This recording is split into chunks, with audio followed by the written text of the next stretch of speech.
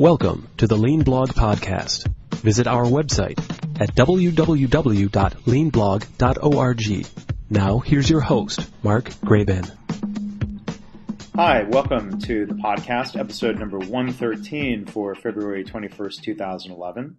My guest today is Aubrey Daniels, PhD. He is the founder and chairman of Aubrey Daniels International, and he is the world's foremost authority on applying the scientifically proven laws of human behavior to the workplace.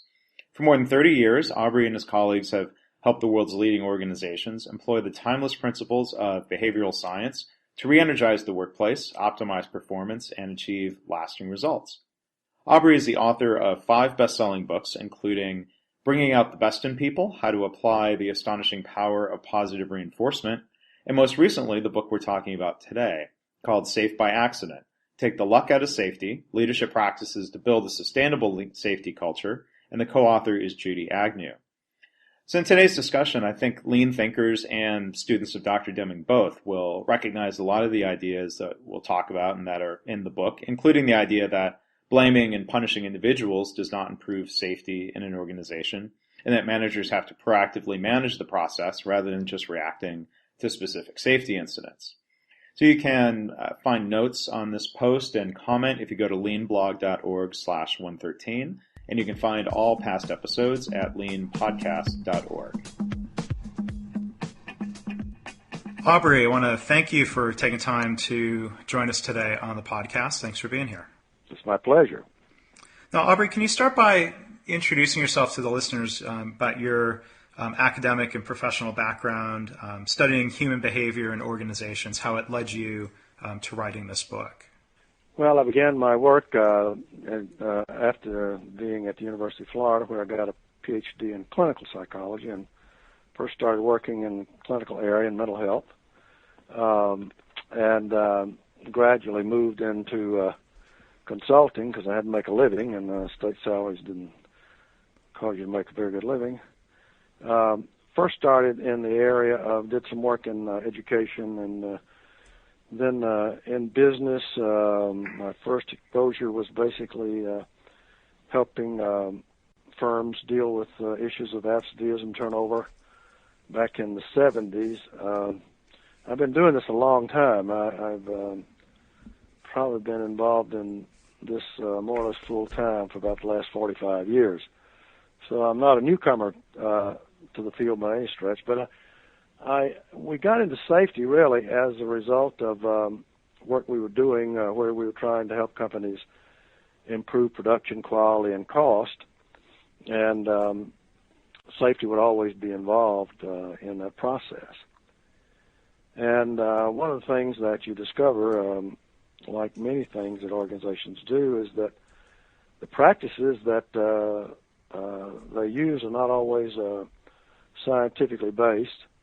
They come more from experience than what they know from a scientific perspective, and a lot of things seem to make sense at one level, but don't really hold up to scientific scrutiny. So all the books that I've written are from the standpoint of behavioral psychology. Behavior analysis is the academic field supporting this and where most of the research is done. So I've come to safety, through that particular down that particular road, and now we're highly involved. We do more than safety, but safety is a big part of our work. Okay, and the title of the book, "Safe by Accident," and it implies certain things, and you write about this early in the book, the idea that good results don't necessarily mean that there's the right process and the right culture for safety in place, that maybe companies are just being lucky for a period of time. Is that fair to say? Right, exactly. It's like, I guess most people are aware by now that the day the BP rig exploded, they were celebrating 7 years without a lost time accident. Mm-hmm. So, you got to figure something was going on for 7 years that wasn't exactly like it was supposed to be. And after 7 years, it caught up with them.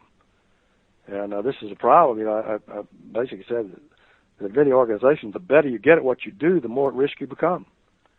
because you're not paying attention to behavior, and people are doing things that are unsafe. And although each individual act has a low probability, when you accumulate them, it produces a certainty of some kind of a disaster. And we're seeing that happen all over the place. Now, in the case of the BP accident, in your research here, is it fair to say that with that 7 years track record, it wasn't just one day's bad practice or one day's unlucky occurrence that led to this, that there was kind of an ongoing set of practices that would have given you pause even though the results were still looking good, as you said? Absolutely. Absolutely. In other words, there are many things that go on every day that are unsafe, but in and of themselves have a low probability of producing an accident. And if you've been on the rig, from a safety perspective, I think you might have seen many of these things happening, and they would say, "Well, no, don't worry about that. We'll let that go this time, but don't do it again next time. Do it right." That's sort of a culture. I wasn't there, so I don't know that that's what happened. But I've seen lots and lots of places where that is in fact what happens. Sure. Now, in the book, you talk about a number of fairly common practices. I think you categorize them as actions and things that companies do that actually don't improve safety. One of those is the idea of punishing people after the fact. So can you talk about that? Why do companies think that would work, and why does punishing people likely create more harm than good? Well, it's a strange thing, but we run across this all the time, that whenever there's an accident, management feels that they need to do something, and punishing seems to be the thing that they jump to. In other words, you can demonstrate to your boss, you can tell somebody, I chewed them out, I read a riot act, I fired somebody, I did these things. In reality, what that does is it doesn't really cause people to be safer. What it does is cause people not to report accidents or incidents. You don't want to report near misses. You don't, in some cases, don't even want to report something that may reflect badly on what somebody else has done, because you know the negative consequences of doing that. You see, punishment, if you think about punishment, what it does is, physically, it shortens the muscle fibers, and what that does physically is to cause you to be less reactive. You're tenser. So from a physical standpoint, you're not as safe as you would be if you're more relaxed. And certainly it has a psychological effect as well. Is there a time, from what you found, I know we're talking generally, a time where punishment might be appropriate? If you're looking at a situation that's like, a willful violation of a practice, there's maybe still some gray area involved here. What are some, is there ever a time where punishment might be appropriate? Could you maybe give us an example? Well, I've always had a problem with willful violations in terms of how you determined if something was willful. What's the difference between willful and just ignorant? You just didn't know any better. But, somebody that does something that you would consider deliberate, much like, you see a child do something to deliberately fire the parent. My take on that is you need to fire them. In other words, if they're, to use our lingo, if their reinforcing history is such that is reinforcing to them to demonstrate some dissatisfaction with something, by sabotage or something else, then you need to get rid of them. But apart from that, and something where somebody is, accidentally moving into harm's way, where you yell at them to cause them to stop doing something, I can't think of many places where we would use punishment. Not punishment. I'm talking, when I use punishment here, I'm talking about punishment for doing something unsafely. Right. Because what happens is when you have an accident, you're getting consequences that will reduce the probability you'll do that again. So what does management add to that? So sort of the idea of, if you touch a hot stove, you tend to learn touching hot stoves are a bad thing, right? Yeah, nobody needs to punish you after that. When you remember when you did that as a child, your parents would say, "See, I told you." Mm-hmm. They don't have to jump on you and chastise you for it. They just say, "No, don't do that again. It'll hurt you." Yeah. And so the whole idea is to cause people, if they have an accident, to want to learn how to change that behavior so that they won't do it again in the future. Mm-hmm. So punishment. Yeah. Never does that. Yeah. And so in lieu of punishment, so you talk about the desire, for managers to say, well, we did something. We're taking action. In the book, you talk about things that companies can do, managers can do, that maybe actually lead to problem solving and prevention. What are some alternatives to that punishment route if you've got to go do something then? Well, the best way to do that, of course, is to develop a culture that's rich in positive reinforcement, and that is that we don't wait until somebody does something wrong to act, to spring into action. And this is what you see in safety all the time. It's a reactive kind of a system, not a proactive system, although many companies do have things they do proactively.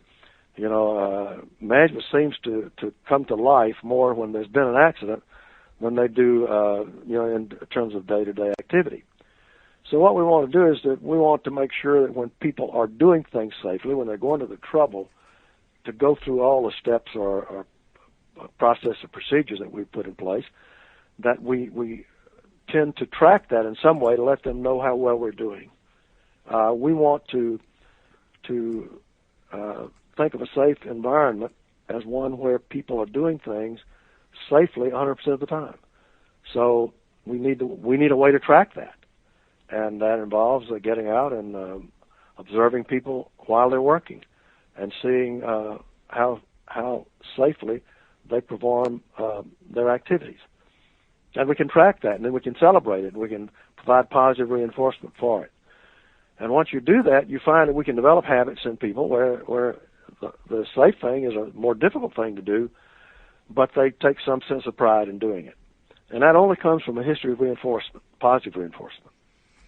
And when you're looking for positive things, is it fair to say that you're looking for positive practices, not just positive outcomes, as in zero injuries? You're looking for the practices that would lead to a continuation of zero injuries. Is that right?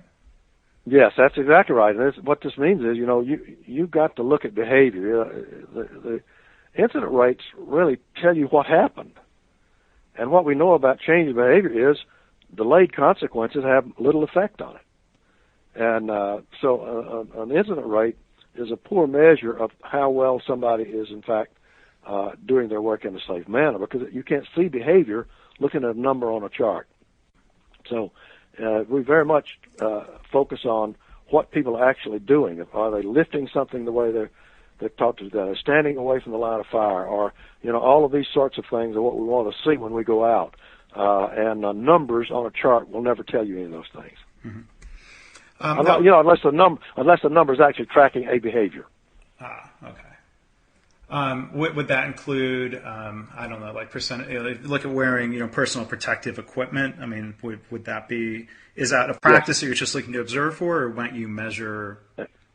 Absolutely. Yeah. The using PPE, when you go out, what does it look like? Do people wear their glasses? Do they have proper footwear?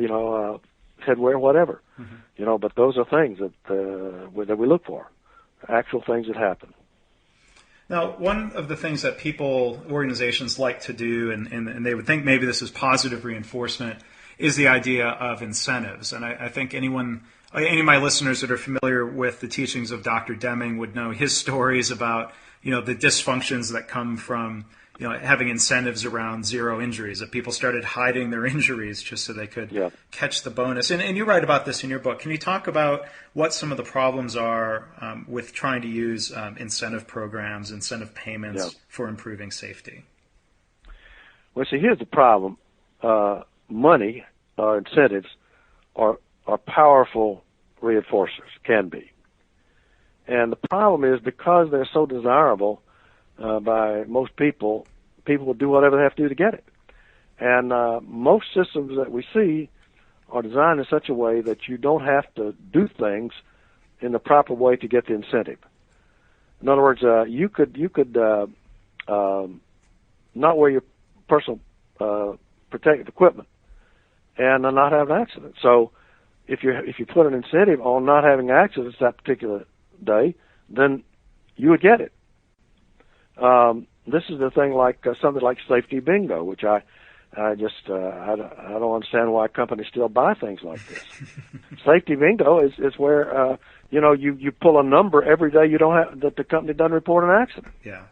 You get a B or something, whatever, and so you end up giving away money, but it has nothing to do with safety, nothing, because we're looking at results, not behaviors. And the whole thing about behavior-based safety, and a lot of people are calling what they do behavior-based safety, but you have to be looking at behavior. You have to have people looking at behavior, and that's where the incentive would go. I mean, I wouldn't have a problem with people paying people to do things in a safe way, out on the floor. But when you pull that back from the actual behavioral content of it, then that's where you begin to have a problem. So it's not that money is not something that's desirable or something that could be used, but it's problematic to use it. Mm-hmm. One of the final things I'd like to touch on here, when we have a few minutes left, is something we've talked about on this podcast and on my blog, is the idea of using checklists in healthcare, the practice from aviation. Dr. Gawande's book, was pretty popular, right. And this is something a lot of hospitals are experimenting with. Can you talk about the idea of the cultural aspects that are required, that maybe just the checklist itself being present in some sort of maybe superficial way isn't enough to really prevent errors? Right.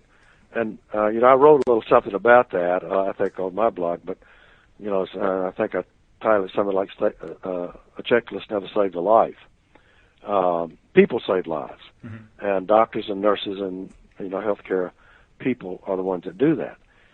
And I've been around hospitals long enough to know that many of them are still very authoritarian, and mm-hmm. You don't want to correct the physician, and you may put something on a checklist that didn't even happen, because you don't want to get in trouble yourself. And so it's the culture that goes on around that determines how effective those things are.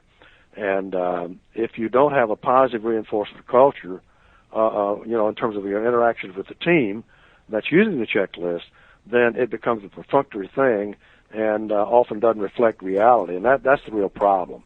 I think checklists are very helpful in terms of making sure that you didn't miss something or that you follow the proper steps. But whether you're reinforced or punished for those activities, end up determining the value of the checklist. And I've just seen too many environments and many of them in the healthcare industry, where the doctor is king, and you wouldn't do anything to display concern about what he's doing, mm-hmm. or she's doing. Yes. And so in other words, a checklist. If you see the doctor doing something wrong, you're supposed to say, "Doctor, wait," And I know a lot of places where that wouldn't happen. That just wouldn't happen. Yeah. And so if the doctor or the head of the team does not understand positive reinforcement more than just some superficial kind of an activity, then I think you don't get the value out of those things that you could.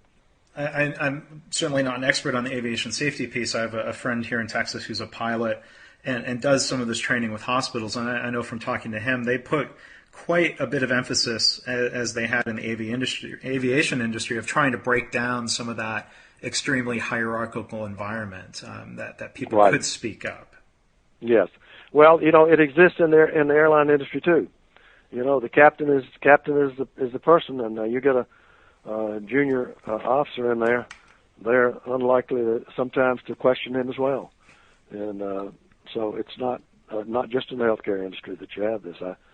We write in the book a little bit about some airline problems with that. So you think that mindset is still? I mean, it's probably impossible to completely drum that out of an industry. I mean, this is you've got people involved, and we're complex creatures. Right. There's still some of that exists. You think? I think it's changing. I think the world is changing in that regard. I think the world, if I can speak of the world, seeing that it's just not a good way to manage any activity in a way that will keep everybody competitive, and that negative consequences, really don't add much to the way the business runs. Sort of like in some industries we talked about, well, in order for things to change, somebody's going to have to die. And I think there are a lot of old line pilots or doctors that they're going to have to, before it's totally eliminated, they're going to have to retire. Now, when you talk about positive reinforcement, I know you've written previous books on that topic. And so maybe back just one final thing on the checklists. When we talk about focusing on process, reinforcing when you see people doing the right thing, I would presume, or maybe you can fill in some more detail around this, that if your hospital was using the checklist in the OR, the worst thing you could do would be to just react after the fact when there was some sort of error because somebody wasn't following the checklist. How would you apply those principles of positive reinforcement to a setting like that? Well, certainly one thing would be that the team would acknowledge how they're doing it right. It's not unlike, it's not foreign to us, to think about, and you see athletes all the time, giving people high fives when they've completed a move or done something well. And it's not unlike that in the OR. You would expect that people would acknowledge that, hey, that was right on, it was just on time, it was done exactly the right way. And then the other way is just to track the results of the checklist.